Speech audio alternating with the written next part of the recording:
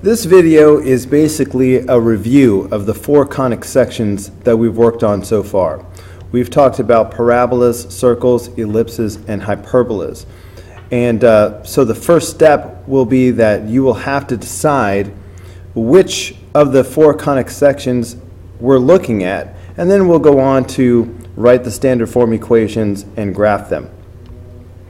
But first of all, if all you see is a general form equation, like you see in number 1 and number 2, the first thing you need to understand is all you really have to pay attention to in terms of classification are the squared terms, x squared or y squared.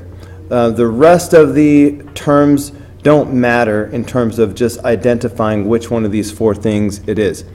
So let me just quickly go through a few clues that will help you immediately identify what shape you're looking at. For a parabola, you're only going to have one variable squared.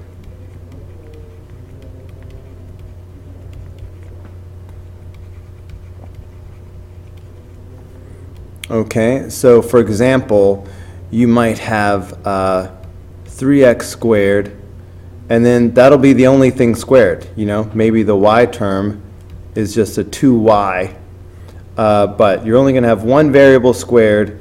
You know it's a parabola.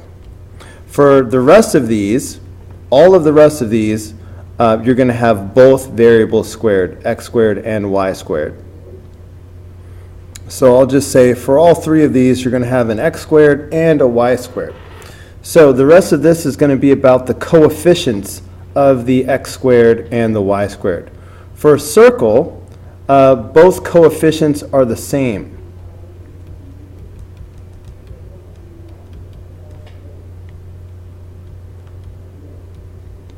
So for example, if I had 3x squared plus 3y squared, okay, then I would know that I'm looking at a circle. For an ellipse, you have different coefficients, but the signs have to be the same. So for example, I'm going to go back to this. Say if I had 3x squared and then I had 2y squared. Okay, so they're both squared, and the coefficients are different.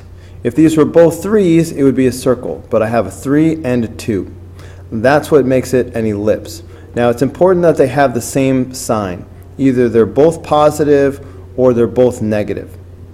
Because as you're about to see, if the signs are different, that's going to make it a hyperbola. So if the coefficients of the x squared and y squared have different signs, then it's going to be a hyperbola. For example, if I had 3x squared minus 2y squared, that would make this a hyperbola. Or if it was negative 3x squared and a positive 2y squared. If the signs are different, then that automatically makes it a hyperbola. So let's just start by going through and classifying each problem.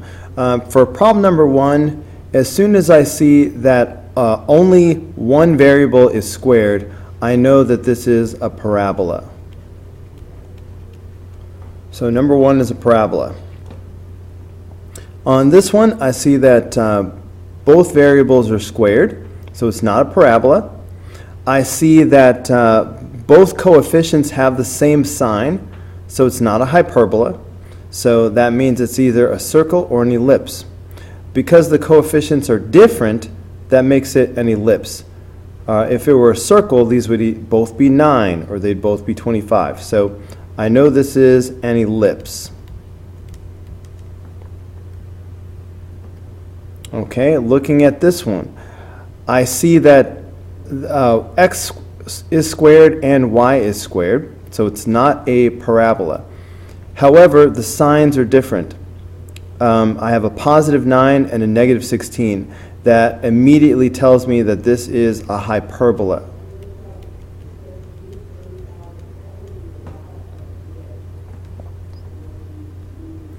On this one, only one variable is squared, so I know it is a parabola. Okay, and I guess that's it for just equations. So no love for the circle today. Again, if it was going to be a circle, both variables would be squared and the coefficients would be the same. So no circles today. Maybe in that word problem at the end is talking about a circle. So for problem number 1, we need to rewrite this in the standard form for a parabola. We notice that the x is squared, so I'm going to leave the x terms on the left side of the equation, and I'm going to move the y terms over to the other side. So that's going to give me x squared plus 6x is equal to negative 8y minus 49. Now I'm going to complete the square. Half the middle squared, so half of this is 3. 3 squared is 9. So I need to add 9 to the left, and I need to add 9 to the right. This is going to factor as x plus 3 times x plus 3 is equal to negative 8y minus 40 as I combine my like terms. So this is going to make x plus 3 squared.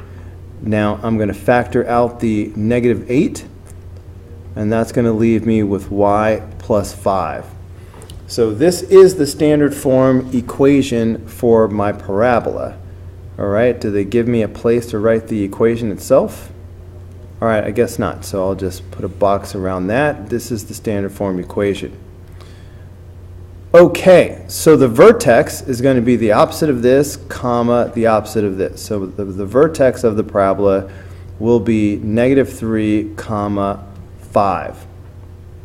All right, let's plot that. So negative 3, comma, 5 is the vertex. Because the x is squared, I know that this is going to be a vertical parabola, either upward facing or downward facing. Because of the 8 being negative, I know that it's going to be downward facing. So in the end, I know I'm going to have a downward facing parabola. Okay, so it's going to start here and turn downward. The next thing I need is the focus. To find the focus, I'm going to need something called the p-value. This negative 8 right here is equivalent to 4p. So I know that 4p is equal to negative 8. Dividing by 4 gives me p equals negative 2. All right, this is going to help me know where the focus goes. All right, knowing that this parabola is downward facing, I know the focus will be below the vertex. This negative 2 tells me that the focus will be exactly 2 below the vertex. So the focus is right here. I need, this also tells me where the directrix is. If the focus is down 2, the directrix will be up 2. The directrix is a line in the opposite direction from the parabola. So I need something called the focal width so I can graph 2 additional points. The focal width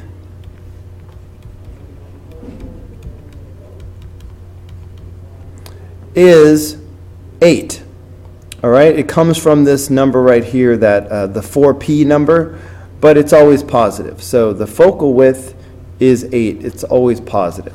That tells me the width of the parabola at the focus has to be 8. That's why I will go 4 to the left and 4 to the right. Okay, that gives me a total focal width of 8, and that gives me enough points to graph the parabola. So the parabola must go like this.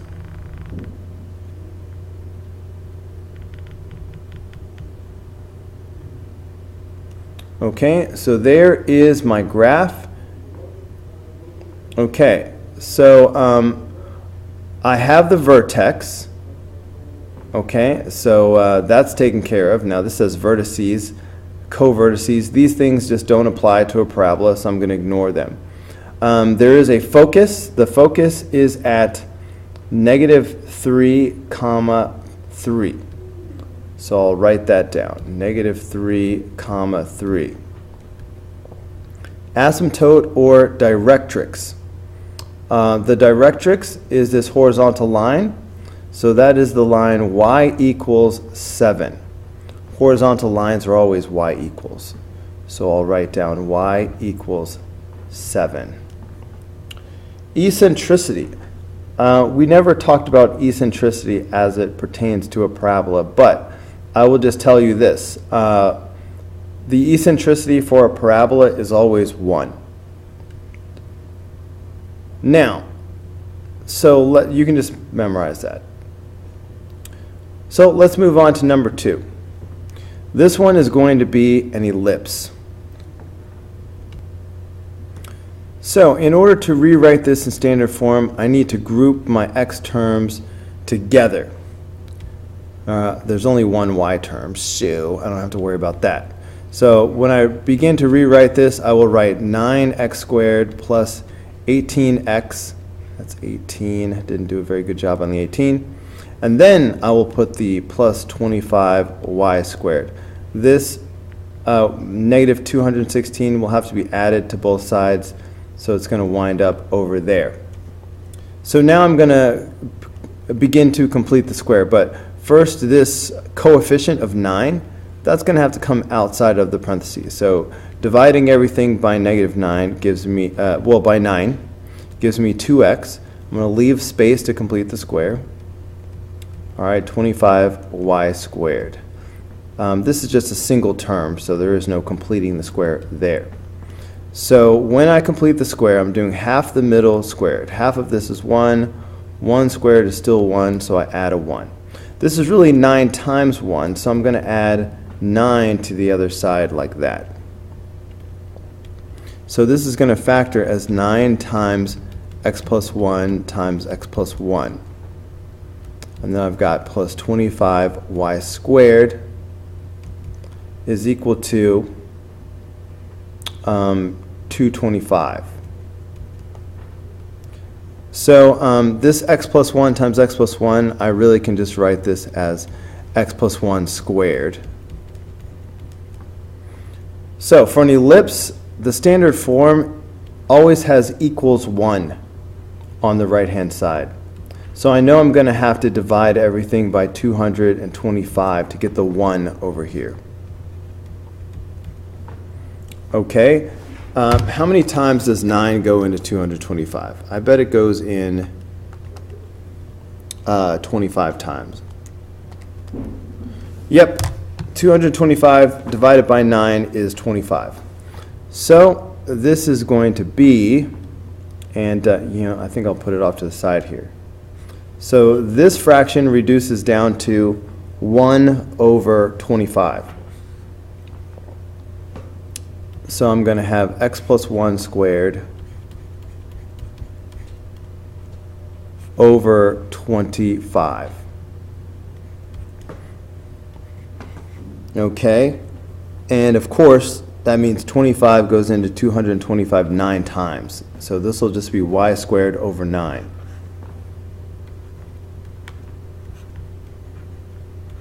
And this is going to equal 1. So this is the standard form equation of this ellipse. So to graph this, we need to start with the center. The center is going to be the opposite of this, and well, this is just going to be 0. So I'm going to have -1, comma 0. So the center is -1, comma 0. Let's go ahead and graph that. So -1, comma 0, this is the center right there. Now, it would be useful to have the a value. So for ellipses, the bigger number is always a squared. All right, the bigger number always leads to the vertices. So I know that a squared is the 25.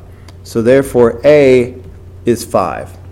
Notice that the 25 is the denominator of the x term, so I will do plus or minus 5 in the x direction. And these will be my vertices. So I will go 5 to the right, and I will go 5 to the left. These are my vertices. So negative 6, 0, and 4, 0, vertices.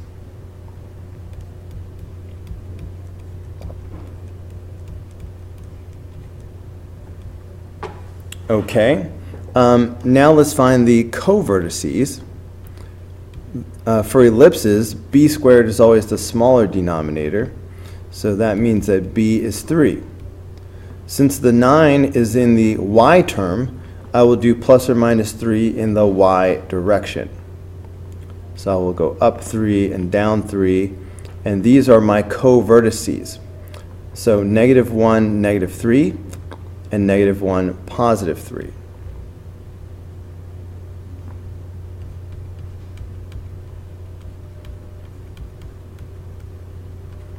Those are my co-vertices. Okay, I could draw the ellipse right now, so I think I shall. Just get that out of the way.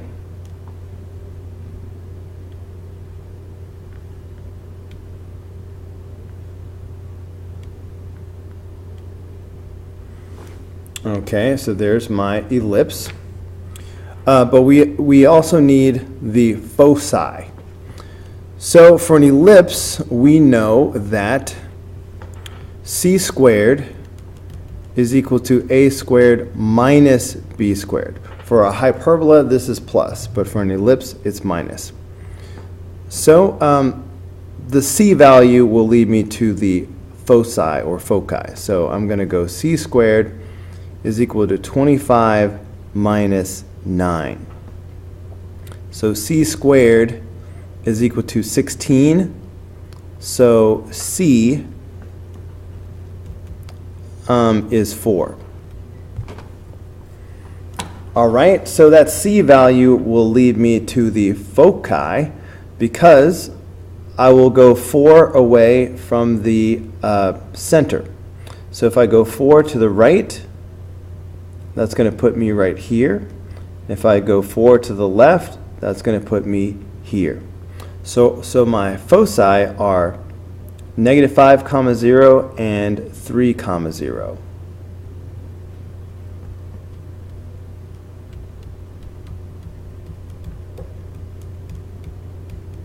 All right, is that what I said? Yeah. So those are my foci. There's no asymptote, there's no directrix. The eccentricity. The eccentricity is for an ellipse is the c value over the a value. So that's going to be 4 over 5. For an ellipse, the eccentricity is always less than 1. So we know number 3 is a hyperbola. We need to group the like variables together. So for example, I've got 9y squared and I've got negative 36y. Those need to go together. I've got negative 16x squared, positive 9x. Those go together.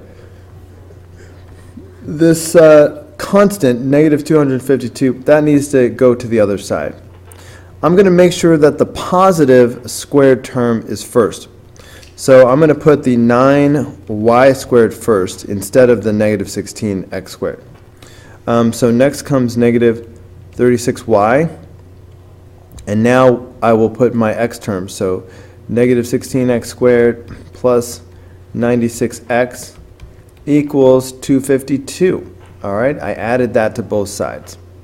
So before I can complete the square, I need to pull these coefficients outside of parentheses.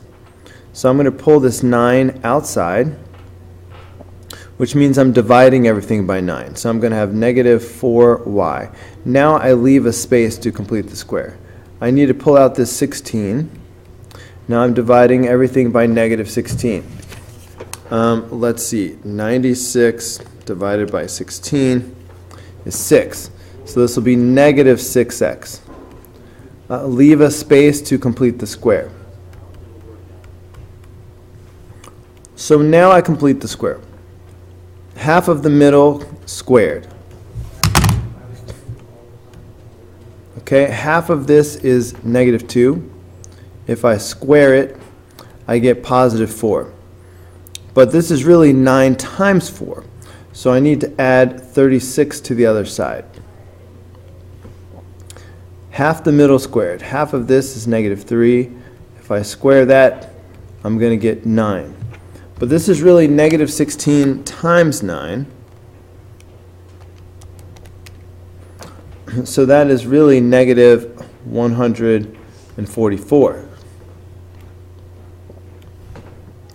So if I factor this, I'm going to have 9 times, and this will be y minus 2 times y minus 2, or y minus 2 squared. Then I'll have minus 16, and this will be x minus 3 squared. Now I need to add these three numbers together. So I'm getting 144. Standard form of a hyperbola will always have equals 1 on the right hand side. So I know I need to divide everything by 144.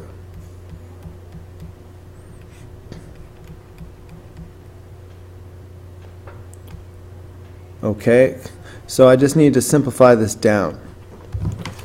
How many times does 9 go into 144?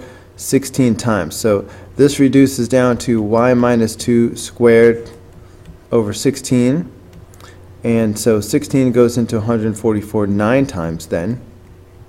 So this will reduce down to x minus 3 squared over 9 equals 1. So this is the standard form equation of the hyperbola. So the center is going to be the opposite of these two, but remember the x-coordinate is going to come from the x part of the equation. The y-coordinate is going to come from the y part of the equation. So there is the center. And let's graph that. So that's 3, 2. So there's my center right there.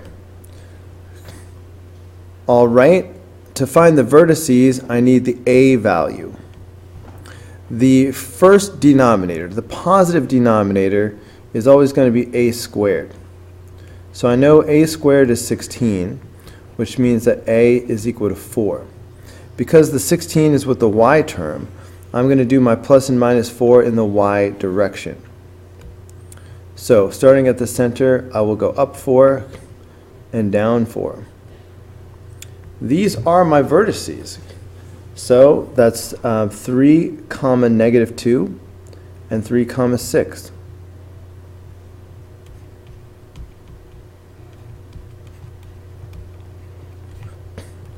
All right, for the covertices, I need to find b. So I know that b squared is going to be the second denominator. So that means b is equal to 3. Because the 9 is with the x term, I'll do my plus and minus 3 in the x direction. So starting at the center, I will go left 3 and right 3. So that's 0, 2 and 6, 2.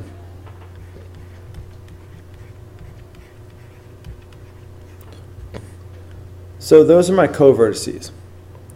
The covertices, well, if I draw a rectangle around my vertices and covertices, that will show me where the asymptotes go.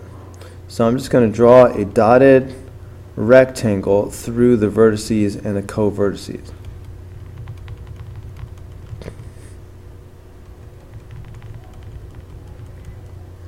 All right, that tells me that the asymptotes will go through the diagonals of this rectangle like this.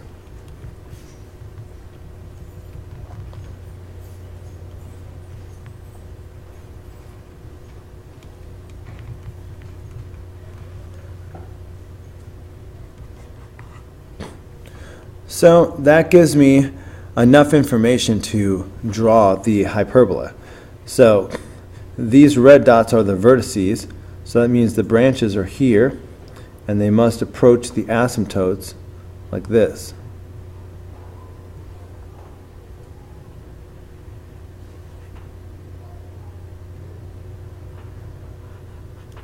So this is what the hyperbola should look like. So what else do we need to label? Oh, yeah, the asymptotes.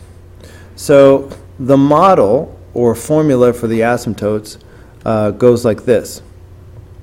It's always going to be y minus k is equal to plus or minus m times x minus h. This is the point slope form for the equation of a line. M is the slope, and then you substitute in a point. I'm using h and k because I'm always going to use the center of the hyperbola. That's the only point that's on both asymptotes, that's why I use it. Since the center is 3, 2, okay, right? Then I'm going to put 3 and 2 in for h and k. So let's see, the k, that's the 2. So I'm going to have y minus 2 is equal to plus or minus. M is the slope. So look at this portion of the graph, for example. All right, the portion of the graph that goes right here. What's the rise and what's the run? It seems to me that it is going up 4 and over 3.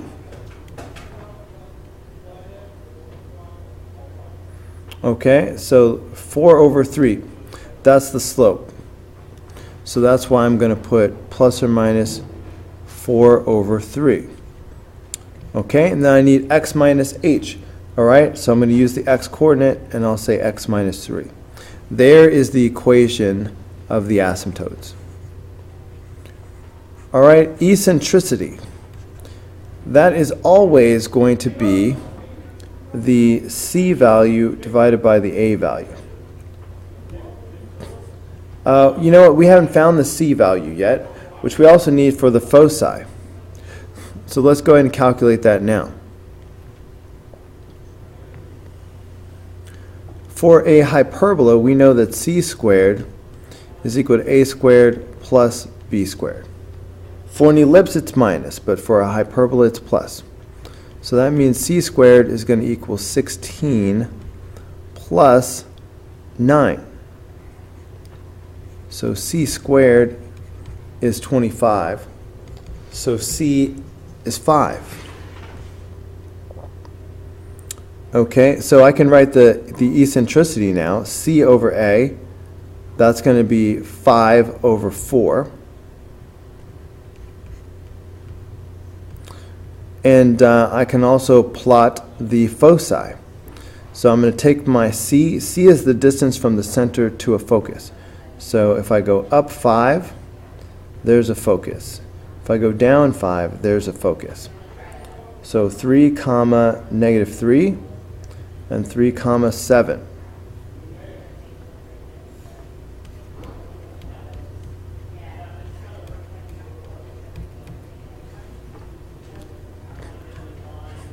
All right, I think that is going to be it for problem number 3. Because the y is squared, I know I need the model of a parabola that goes y minus k squared is equal to 4p. Whoops, I said 4p, but I didn't write the p. Is equal to 4p times x minus h unsquared. So this is the model that has y squared and x not squared. So that's why I know it's going to be this way. To make this happen, I need to have the y terms on the left side of the equation, and I'm going to need everything else to go to the right-hand side of the equation. So this negative 8x and the 25, they both got to go. So I'm going to add 8x and subtract 25. That's going to give me y squared minus 10y is equal to 8x minus 25. Time to complete the square. Half the middle squared. Half of this is negative 5. If I square it, I get positive 25. I'm going to have to add 25 to the other side to balance out that change. This will now factor as y minus 5 times y minus 5.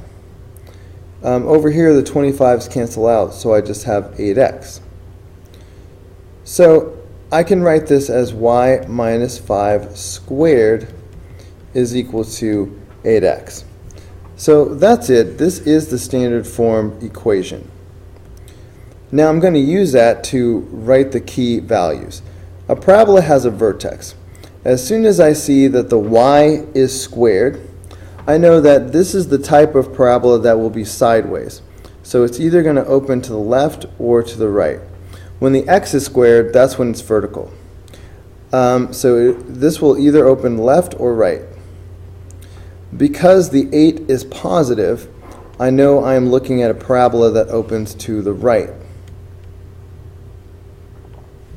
That means there will be a focus in the interior and a vertical directrix in the opposite direction. So let's talk about what the vertex is. In other words, the coordinate of this point right here.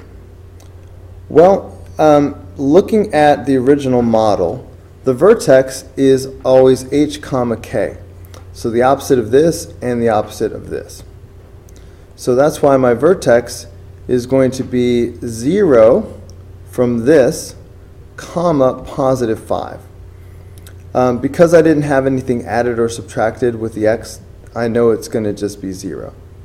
But the negative 5 becomes a positive 5 y coordinate. So let's go ahead and graph that. So 0, comma 5 is right here. That's my vertex. Now I need to find the focus. To find the focus, it will be helpful to consider the value of 4p. All right, see this 8? That is 4p. So 4p equals 8. Dividing both sides by 4 gives me p equals 2. Now I know that the focus is to the right of the vertex. Now I know that the focus will be exactly 2 units to the right. So if I start at the vertex and I go 2 units to the right, this is the focus. If I go 2 units to the left, that will be the directrix. So here's that vertical line I was talking about. Go ahead and draw it as a dotted line. So I can almost see the parabola opening to the right around this focus. But I need 2 more points to graph this accurately. For that, I'm going to use something called the focal width. All right, the focal width is very closely associated with this 4p. See this 8 in the front? Okay, the focal width is going to be 8. The only thing is, even if this had been a negative number, I would still say positive 8 for the focal width. Now the focal width means that the width of the parabola at the focus is 8. So if I go over to the focus, if I go up 4 and down 4, that gives me a focal width of 8. So that's enough information for me to draw the parabola. So the parabola goes like this. All right, see how I use the focal width?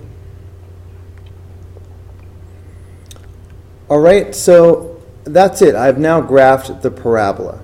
Now let me write down any information that they wanted. I already have the vertex. Okay, so I don't need to write that again. Co-vertices, that's not a thing for a parabola. Focus. The focus is at 2, comma 4. No, 2, comma 5.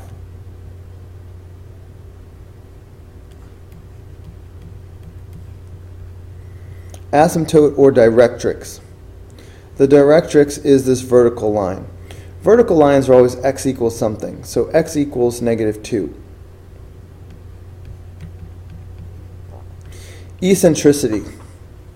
Eccentricity is not something that we normally find for a parabola, and it's because we just know that the eccentricity for a parabola is always 1. You can just memorize that. So that's it for this. Alright guys, that's going to do it for this video. Go ahead and click here in the red apple to watch the next video. Click in the green apple to subscribe, or click the yellow apple for the full playlist.